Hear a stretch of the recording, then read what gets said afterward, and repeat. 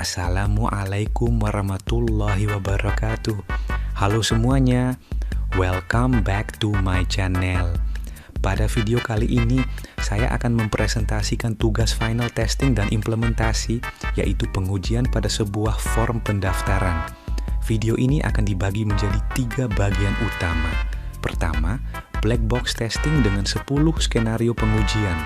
Kedua, white box testing yang meliputi flow graph, perhitungan cyclomatic complexity, serta jalur independen.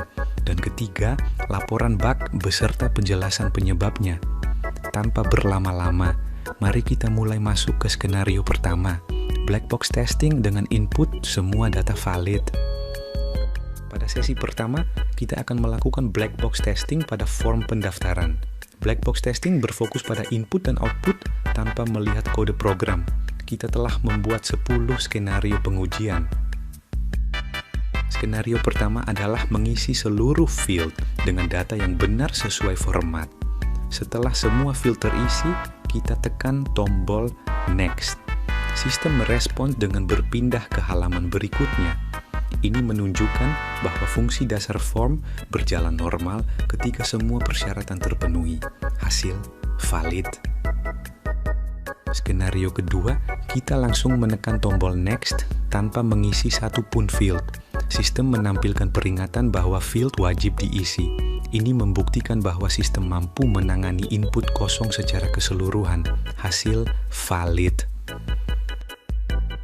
Pada skenario ketiga ini, ditampilkan form pendaftaran dengan seluruh field sudah terisi dengan benar, kecuali pada bagian nama depan yang sengaja dikosongkan. Pengguna kemudian menekan tombol Next untuk melanjutkan proses. Setelah tombol ditekan, sistem secara otomatis melakukan validasi terhadap data yang dimasukkan. Karena field nama depan merupakan field wajib, sistem mendeteksi bahwa kolom tersebut belum diisi. Di sisi kanan form, kemudian muncul pesan error yang menyatakan nama depan wajib diisi. Hal ini menunjukkan bahwa sistem tidak mengizinkan pengguna untuk melanjutkan ke tahap berikutnya sebelum seluruh data wajib dilengkapi. Dengan demikian, dapat disimpulkan bahwa mekanisme validasi pada field nama depan telah berjalan dengan baik dan sesuai dengan aturan yang ditetapkan. Hasil pengujian pada skenario ini dinyatakan valid karena sistem berhasil menolak input yang tidak lengkap dan menampilkan pesan kesalahan yang tepat. Pada skenario keempat ini, ditampilkan form pendaftaran dengan seluruh field telah diisi dengan benar, namun pada bagian nama belakang sengaja dikosongkan. Setelah semua data lain dipastikan valid, pengguna menekan tombol Next untuk melanjutkan proses pendaftaran. Sistem kemudian melakukan proses validasi terhadap seluruh input yang diberikan. Karena kolom nama belakang merupakan salah satu field wajib yang harus diisi, sistem mendeteksi bahwa kolom tersebut masih kosong. Di sisi kanan form, muncul pesan error yang menyatakan nama belakang wajib diisi. Pesan ini menandakan bahwa sistem tidak mengizinkan pengguna untuk melanjutkan ke tahap berikutnya sebelum data yang wajib diisi telah lengkap. Hal ini menunjukkan bahwa validasi pada field identitas, khususnya nama belakang, telah berjalan sesuai dengan aturan yang telah ditetapkan dalam sistem. Dengan demikian, hasil pengujian pada skenario keempat ini dinyatakan valid karena sistem berhasil menolak input yang tidak lengkap dan menampilkan pesan kesalahan yang tepat.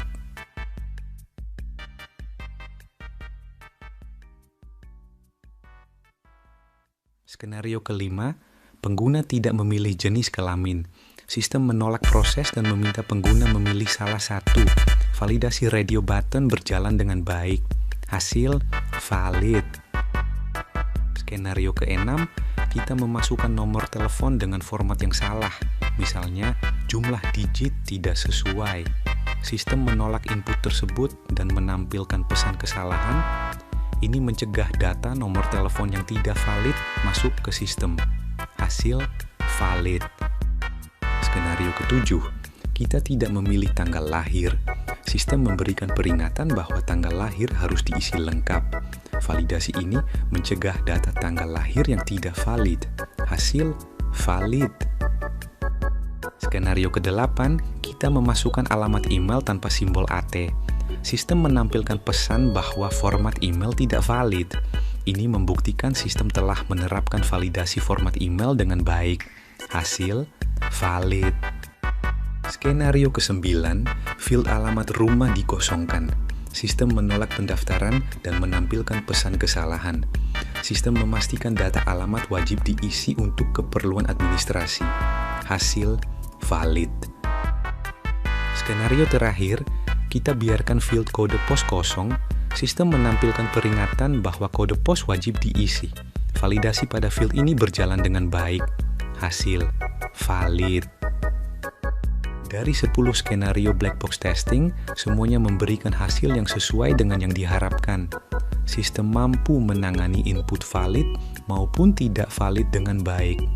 Selanjutnya, kita akan melanjutkan ke white box testing. Flow graph ini menggambarkan alur logika program berdasarkan percabangan if. Node 1, mulai. Node 2, cek apakah metode request adalah post. Node 3 sampai 9, validasi setiap field, nama depan, tanggal lahir, jenis kelamin, provinsi, nomor telepon, email, alamat. Node 10, cek apakah ada error. Node 11, jika tidak ada error, set variabel sukses. Node 12, tampilkan pesan sukses. Node 13, selesai. Jika ada error di salah satu validasi, alur langsung menuju node 10, lalu ke node 13. Selanjutnya, cyclomatic complexity mengukur kompleksitas kode. Dua rumus yang digunakan, CC sama dengan jumlah H minus. Jumlah node tambah 2. CC sama dengan jumlah keputusan, F tambah 1. Dalam kode ini terdapat 10 percabangan, if garis miring else if, sehingga CC sama dengan 10 tambah 1 sama dengan 11 angka 11 menunjukkan jumlah jalur independen yang harus diuji untuk mencapai coverage penuh. Berikut adalah 11 jalur independen beserta notasi node-nya. Perhatikan bahwa P7 dan P8 memiliki notasi node yang sama, tetapi berbeda kondisi. Email kosong versus email salah format. Dengan menguji semua jalur ini, kita memastikan setiap percabangan dan kondisi dalam kode teruji. White box testing membantu kita memverifikasi logika internal program. Selanjutnya kita masuk ke bagian terakhir, bug report. Pada bagian ini, kita akan membahas 3 bug yang ditemukan selama pengujian. Pesan ini muncul di editor CSS. Penyebabnya adalah kode hanya menggunakan properti vendor, WebKit, print color adjust tanpa menyertakan properti standar print color adjust. Solusinya, tambahkan properti standar agar kompatibel di semua browser. Ini hanya peringatan, tidak mempengaruhi fungsionalitas website. Peringatan ini muncul di VS Code karena properti color adjust belum sepenuhnya distandarkan. Ini adalah warning dari editor, bukan error pada website. Bisa diabaikan atau diganti dengan properti yang lebih umum. Saat pengguna memasukkan email tanpa simbol @ sistem menampilkan pesan bahwa format email tidak valid. Ini sebenarnya bukan bug, melainkan validasi yang berjalan dengan benar. Namun, kami mencatatnya sebagai temuan bahwa validasi email telah diterapkan dengan baik. Demikian pembahasan kita mengenai tugas final testing dan implementasi. Semoga penjelasan tentang black box testing, white box testing, dan bug report ini bermanfaat. Terima kasih telah menyimak. Jangan lupa like dan subscribe. Wassalamualaikum warahmatullahi wabarakatuh.